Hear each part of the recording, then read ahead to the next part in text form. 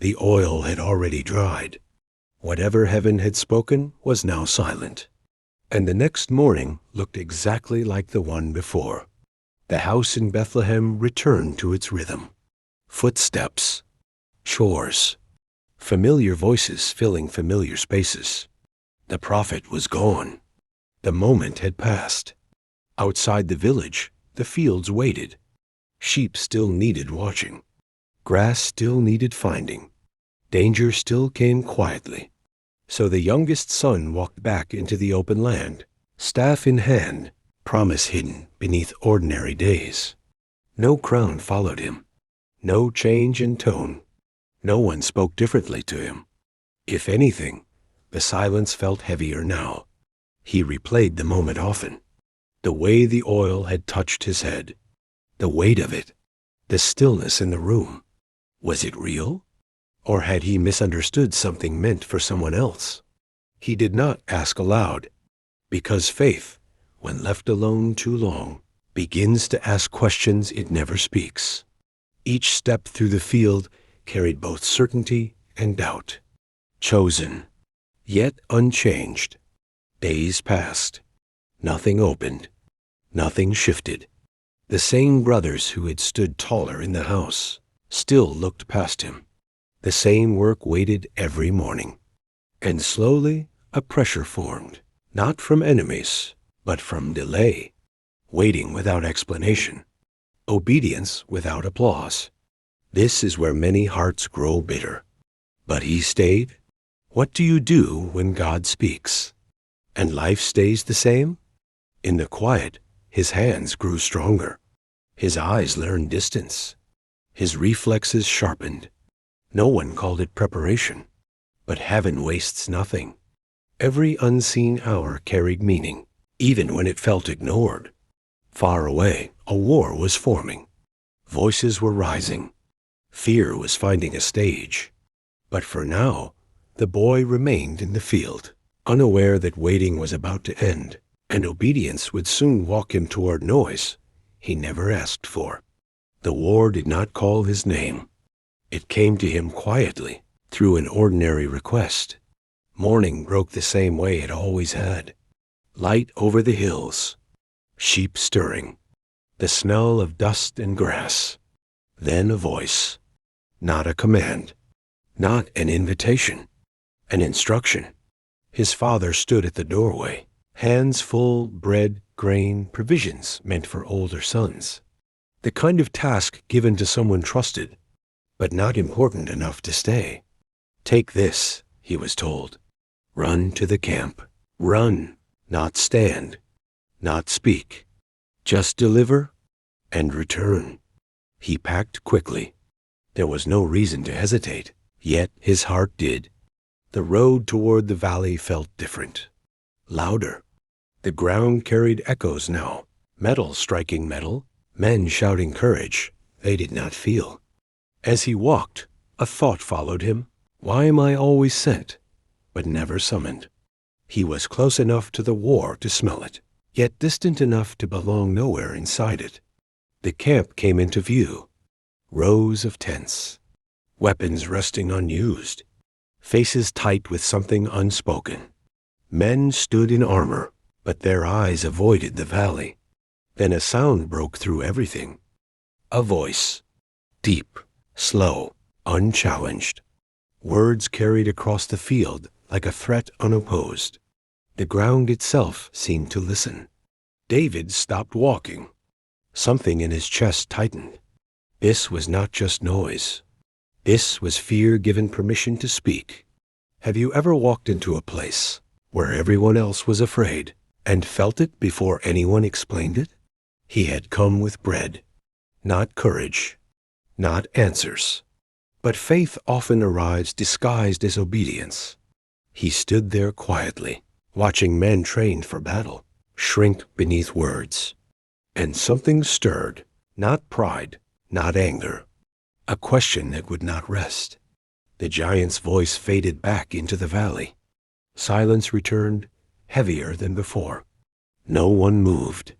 And in that stillness, the shepherd boy realized this was not just a battlefield.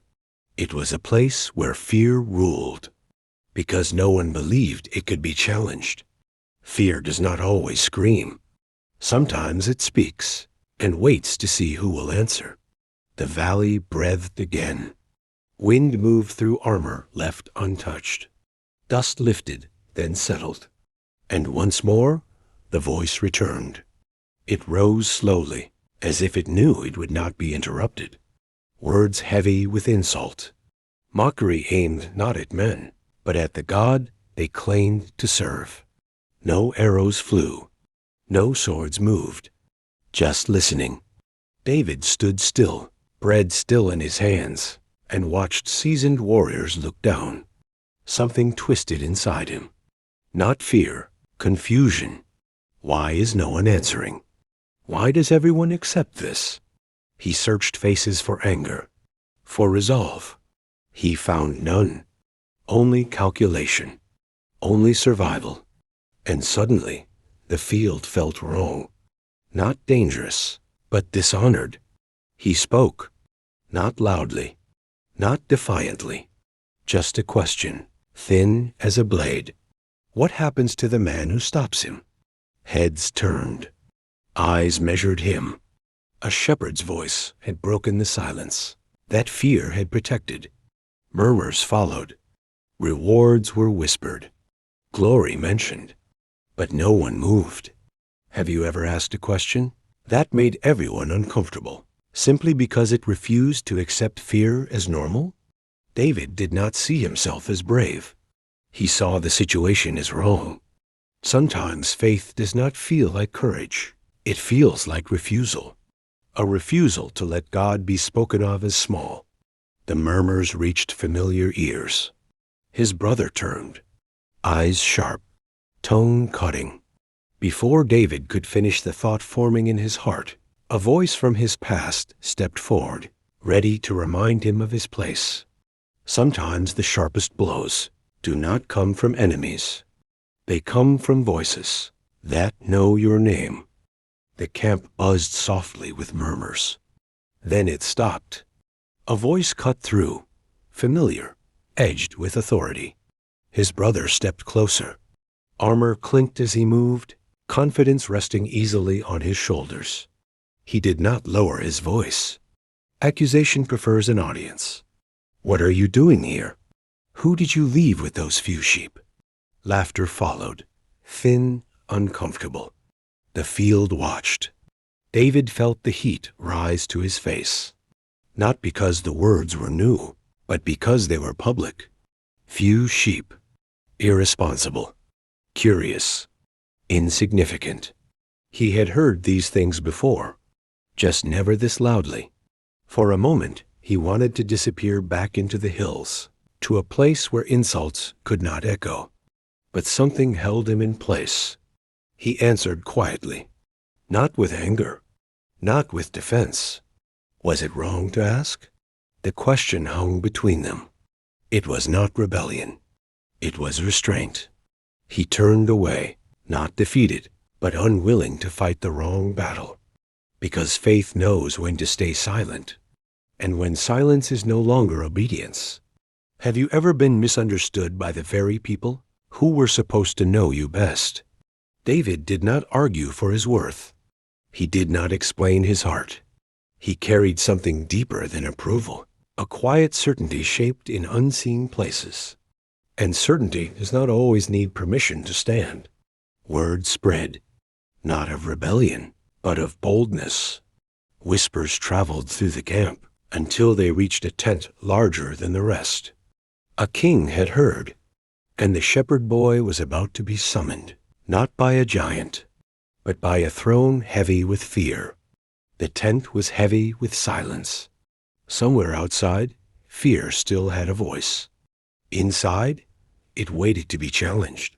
The air inside the king's tent was thick, not with battle plans, but with uncertainty. Armor lay nearby, polished yet unused. Weapons rested as decorations. Saul sat taller than every man around him, yet looked smaller than the fear he carried. When the boy entered, the room shifted. No one expected him to look like this. young, unarmored, unimportant. David felt the weight of every stare. This was not the field, not the hills. This was power. And for a moment, he felt it, the temptation to soften his words, to speak carefully, to shrink. But faith does not always sound polite. "I can go," he said. The words surprised even him. Saul studied him. "You are only a boy," the king replied, "and he has been a warrior since youth." It was not cruelty. It was logic. The room nodded in agreement. David did not argue numbers.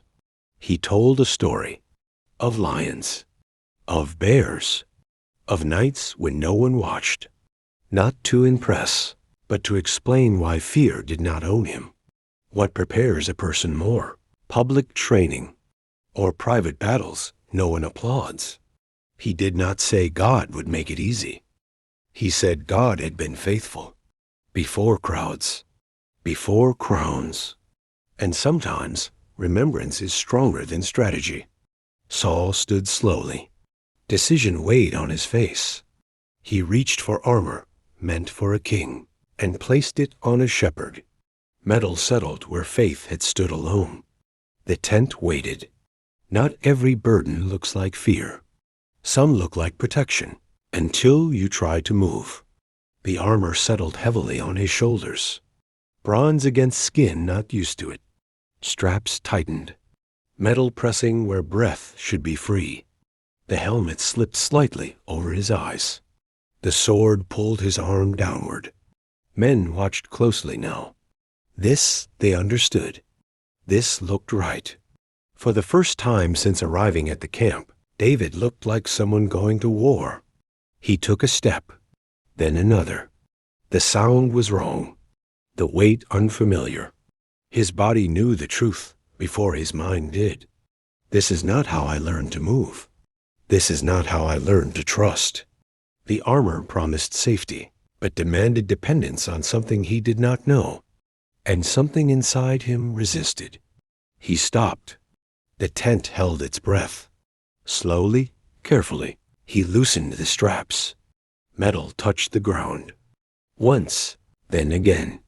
Gasps followed. Removing the armor was risk. Leaving it behind was defiance, not against the king, but against expectation. "I cannot go with these," he said quietly. "I am not used to them."